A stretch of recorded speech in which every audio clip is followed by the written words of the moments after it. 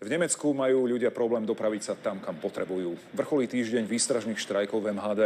Odborári vyzvali asi 90 000 zamestnancov, aby aj takto žiadali vyššie platy, skrátenie pracovného týždňa či viac voľna medzi službami. V Berlíne nebude jazdiť doprava až do zajtrajšieho popoludnia.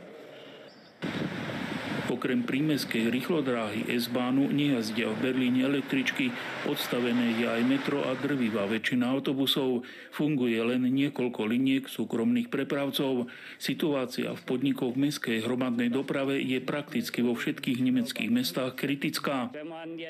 Namiesto kroku vpred robia zamestnávateľia 10 krokov vzad a preto sa všetci obávame, že čoskoro zamestnanci odídu pracovať inde. Namiesto toho, aby prijali nových ľudí, sa náš stav ešte zníži, čo bude fatálne. Aj keď v takmer 4-miliónovom Berlíne je sieť mestskej hromadnej dopravy rozsiahla, štrajk spôsobuje kolaps v jeho uliciach. Mám veľký problém dostať sa do práce a vlastne sa to týka každého, kto nemá vozidlo. Cesty sú preplnené osobnými autami, takže aj taxikom to trvá veľmi dlho a o pol hodinu by som už mal byť v práci. Samozrejme, všetci sme nejako zasiahnutí a aj ja by som mala byť o chvíľu v práci.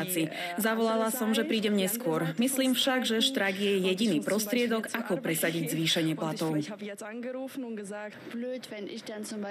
Mala by som už byť na univerzite, na opačnom konci mesta je zlé, že dnes prídem neskoro. Riešením by bol núdzový cestovný poriadok, aby sa dostali do cieľa aj ľudia, ktorí nemajú auto. Podľa expertov vlna štrajkov by v Nemecku mala opadnúť.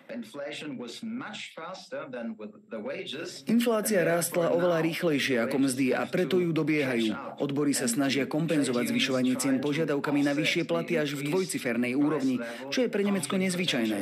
Zvyšuje to konfliktný potenciál vo veľmi krátkom čase. Inflácia však už klesá, takže tento potenciál síce pominie, ale napätie na trhu práce zostane. Štrajky v mestskej hromadnej doprave sa netýkajú Bavorska, kde kolektívne zmluvy platia až do konca roka. Z Berlína Tibor Macák, RTVS.